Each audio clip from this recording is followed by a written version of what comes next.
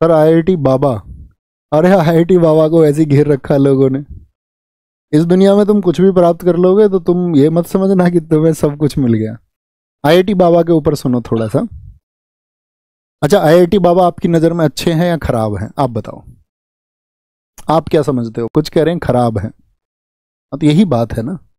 तो व्यक्ति किसी को जो निर्धारित करते हैं वो अपनी समझ से निर्धारित करते हैं।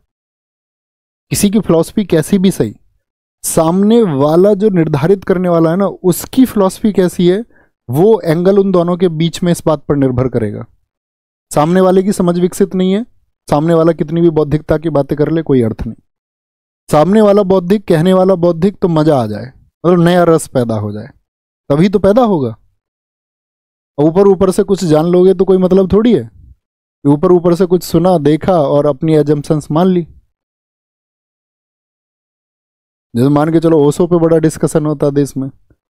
ओशो जब कभी भी साइंस पे बोले तो खराब ही बोले, तो कोई मानने को तैयार नहीं, क्योंकि ओशो के पक्ष में एक बड़ा वर्ग है। ओशो बहुत तार्किक आदमी है, नो डाउट, लेकिन ओशो एक बार विज्ञान पे बोल रहे थे तो उन्होंने इलेक्ट्रॉन का चार्ज पॉजिटिव बता दिया और सारी व्याख्या उस तरह से कर दी सकारात्मक रूप से, और न्यूट्रॉन का एक नेगेटिव चार्ज बता दिया और उसकी व्याख्या उस तरह से करके सारी कर दी। तो परफेक्शन तो किसी के अंदर नहीं है। कोई व्यक्ति किसी एक क्षेत्र विशेष में, जैसे आपका जाति व्यवस्था पर जब ओशो बोलते हैं या जब ओशो की बात किसी धार्मिक स्थिति के बारे में होती है तो वो बहुत सटीक हैं और उनके तर्क बेमिसाल हैं।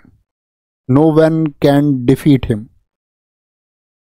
ऐसी आईआईटी बाबा हैं। तो वहां पर एक बाबा और हुए, उन्होंने एक बड़ा अच्छा मैसेज दिया, वो मैं आपको देना चाहूंगा। मुझे उस सारी वीडियोस में से या सारे तर्कों में से जो एक तर्क मुझे मिला वो मैं आप तक पहुंचाना चाहूंगा। सॉल्यूशन क्या है, निष्कर्ष। तो उन्होंने एक बात कही, जैसे कि भाई बहुत सारे लोगों ने बोला यार आईआईटी बाबा तो चरसी हैं, वो तो सिगरेट विगरेट पीते हैं। ये भी सही बात है भाई, जो लोग नशे की प्रवृत्ति के लोग नहीं हैं, क्योंकि सीधी सी बात है कि जो सही व्यक्ति होंगे वो नशे की प्रवृत्ति के खिलाफ होंगे, वो अच्छी बात है। लेकिन मान के चलो किसी व्यक्ति ने अपने निजी जीवन में उसको अपनाया, तो उन्होंने एक प्रश्न किया था, ठीक है। उन्होंने कहा कि भाई आपका बच्चा अगर बहुत बीमार है और उसको एक त्वरित इलाज की जरूरत है बहुत जल्दी, और वो इलाज उसको अभी मिलना जरूरी है। अब आपके पास दो डॉक्टर की चॉइस है, समझना मेरी बात को। वो उन्होंने कहा कि आपके पास दो डॉक्टर की चॉइस है। एक चॉइस तो ये है कि एक डॉक्टर ऐसा है जो शराब पीता है और सिगरेट भी पीता है, लेकिन उसका जो सर्जरी का सक्सेस रेट है वो 100% है, यानी 100% इलाज करेगा और ठीक करेगा। वहीं पे एक व्यक्ति बहुत ऐसी अच्छा धार्मिक प्रवृत्ति का है और मान के चलो कुछ भी वो उस तरह की चीज़ें जो नेगेटिव है, नशा या कुछ भी, वेज नॉन वेज XYZ जो अभी आप कंपैरिजन करें, वो सबका सेवन नहीं करता है और उसका जो सक्सेस रेट है वो है 30%, यानी 100 में से 30 इलाज उसके सफल होते हैं, 70 में वो विफल हो जाता है। आप अपने बच्चे को किसके पास लेके जाएंगे, ये मुझे बताएं। 100% वाले के पास में या 30% वाले के पास में? विचार ही नहीं करोगे, ये देखोगे कि भैया कामयाब कौन है। तो ये जीवन की फिलॉसफी है। कोई भी व्यक्ति अपने जीवन में क्या कर रहा है आप उस पर टिप्पणी मत करो, वो उसका निजी जीवन है।